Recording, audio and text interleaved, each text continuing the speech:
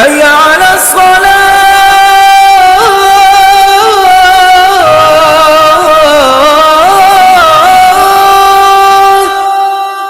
حي على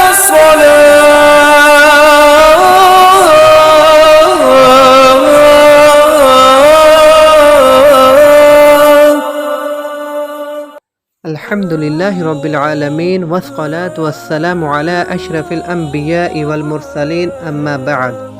قال الله تعالى في كلامه المجيد والفرقان الحميد: إنا أنزلناه في ليلة مباركة إنا كنا منذرين.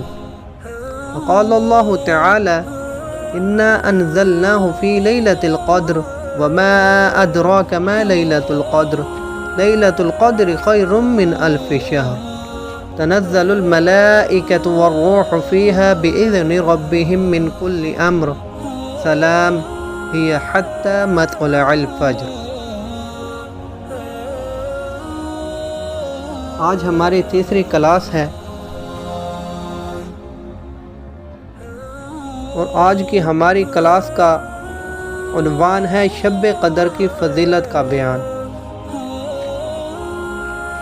اللہ تبارک تعالی قرآن مجید میں سورہ دخان کے اندر ارشاد فرماتے ہیں: بے شک ہم نے اسے ایک بابرکت رات میں اتارا ہے، بے شک ہم ڈر سنانے والے ہیں. اور سورۃ القدر میں اللہ تبارک تعالی ارشاد فرماتے ہیں: بے شک ہم نے اس قرآن کو شب قدر میں اتارا ہے. اور آپ کیا سمجھے ہیں کہ شب قدر کیا ہے؟ شب قدر فضیلت و برکت اور اجر و ثواب میں 1000 مہینوں سے بہتر ہے. اس رات میں فرشتے اور روح الامین جبرائیل اپنے رب کے حکم سے خیر و برکت کے ہر امر کے ساتھ اترتے ہیں. یہ رات طلوع فجر تک سراسر سلامتی ہے.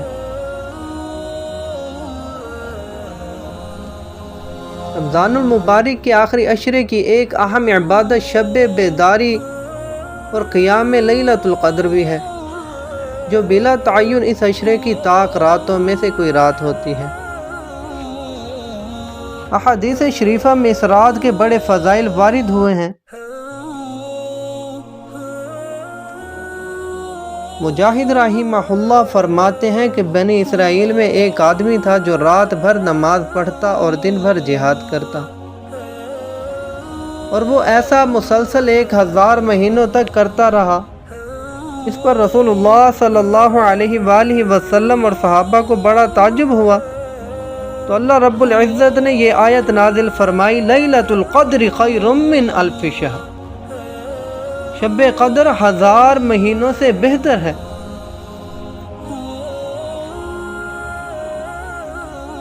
تفسیر عثمانی میں اس کا ترجمہ کچھ اس طرح کیا گیا، یعنی اس رات میں نیکی کرنا ایسا ہے گویا 1000 مہینے تک نیکی کرتا رہا، بلکہ اس سے بھی زائد.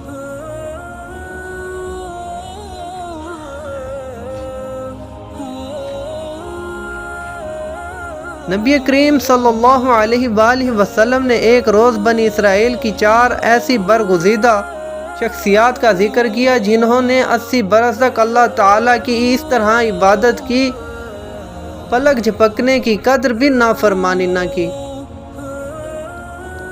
وہ برگزیدہ شخصیات حضرت ایوب، حضرت زکریا اور حضرت یوشع بن نون علیہ السلام ہیں.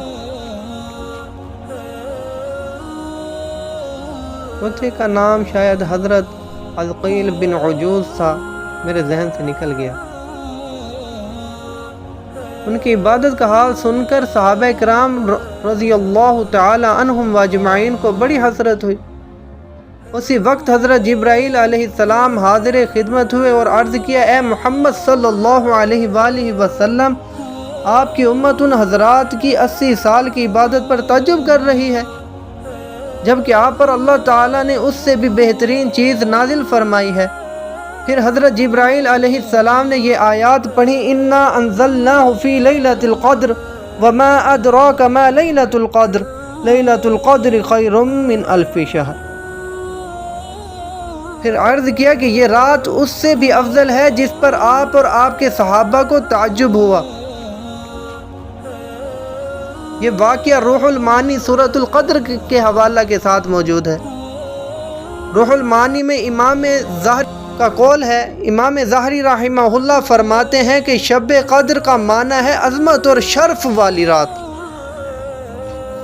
جیسا کہا جاتا ہے فلاں شخص کی فلاں کے ہاں بڑی قدر ہے، یعنی بڑا مرتبہ و مقام ہے۔ اس رات کو بھی شب قدر اس لیے کہا جاتا ہے کہ جو شخص اس رات میں عبادت کرتا ہے وہ بھی اللہ رب العزت کی بارگاہ میں بڑی قدر و منزلت والا ہو جاتا ہے۔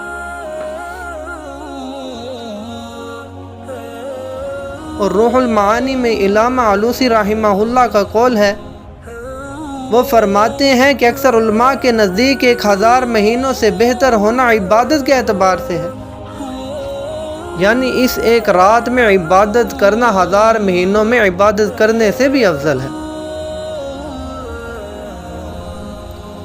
اور بخاری شریف فصل فی لیلۃ القدر میں حضرت ابی ہریرہ رضی اللہ تعالی عنہ سے روایت ہے، حضرت ابو ہریرہ رضی اللہ تعالی عنہ سے روایت ہے کہ نبی کریم صلی اللہ علیہ وآلہ وسلم نے ارشاد فرمایا کہ جس شخص نے ایمان کی حالت میں ثواب کی نیت سے شب قدر میں قیام کیا اس کے پچھلے سب گناہ معاف ہو جاتے ہیں۔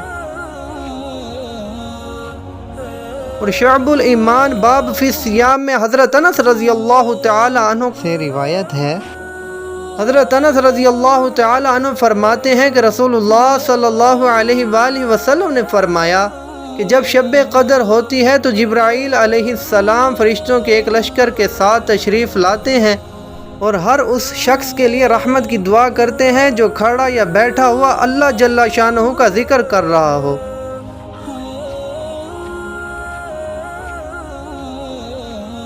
اس رات کے لیے کوئی مخصوص عبادت شریعت میں ثابت نہیں ہے، بلکہ ذکر و تلاوت، نوافل و تسبیحات وغیرہ ہر قسم کی عبادات کے ذریعے سے اس رات کی فضیلت و برکات کو حاصل کیا جا سکتا ہے۔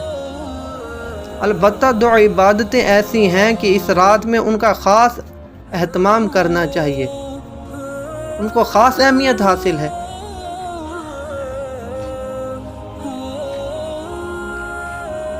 چنانچہ اسی رات کی عبادت اور بندگی کے بارے میں جب حضرت عائشہ صدیقہ رضی اللہ تعالی عنہا نے حضور نبی کریم صلی اللہ علیہ وآلہ وسلم سے دریافت کیا اگر مجھے یہ رات مل جائے تو میں کون سی عبادت کروں اور کون سا عمل اختیار کروں، تو اس پر حضور نبی کریم صلی اللہ علیہ وآلہ وسلم نے فرمایا یہ دعا پڑھنا، اللہم انک عفو تحب العفو فاعف عنی،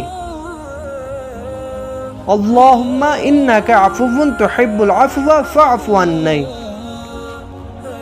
اس کا ترجمہ یہ ہے، اے اللہ تو بے شک خطاؤں سے درگزر کرنے والا ہے اور معاف کرنے کو پسند کرتا ہے، لہذا میرے گناہوں کو بھی معاف کر دے۔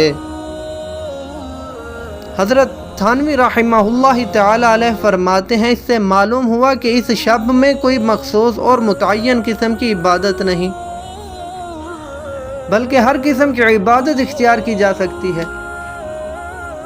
البتہ حضرت عائشہ رضی اللہ تعالی عنہا کے جواب میں حضور اکرم صلی اللہ علیہ وآلہ وسلم نے جو الفاظ ارشاد فرمائے، اس سے معلوم ہوتا ہے کہ توبہ و استغفار اور دعا اس رات کی خاص عبادتیں ہیں،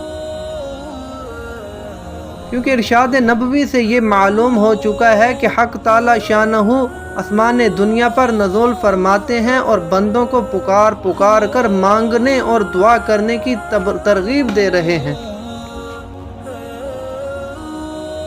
لیکن توبہ سے مراد صرف زبان سے استغفر اللہ کہہ دینا نہیں، بلکہ زبان سے استغفار بھی کرنا چاہیے اور دل میں گناہوں کو چھوڑنے کا پختہ عزم بھی ہو، ورنہ ہماری عام حالت توبہ کے حوالے سے جو ہے اس کے بارے میں حضرت جنید بغدادی رحمہ اللہ تعالی علیہ فرماتے ہیں کہ زبان سے توبہ کرنا اور دل کا اس کے ساتھ شامل نہ ہونا یہ توبہ نہیں بلکہ توبہ کا مذاق ہے۔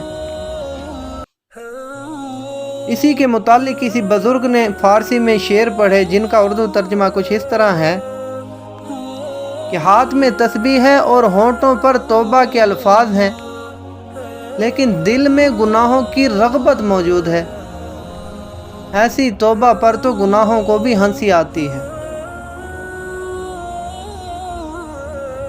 لہٰذا زبان سے توبہ کے ساتھ دل میں بھی گناہوں کو چھوڑنے کا عزم کرنا چاہیے۔ بس اللہ تبارک تعالیٰ سے دعا ہے کہ اللہ تبارک تعالیٰ ہمیں ان تمام باتوں پر عمل کرنے کی توفیق عطا فرمائے، اور شب قدر میں زیادہ سے زیادہ عبادات کرنے کی توفیق عطا فرمائے۔ وما علینا الا البلاغ المبین۔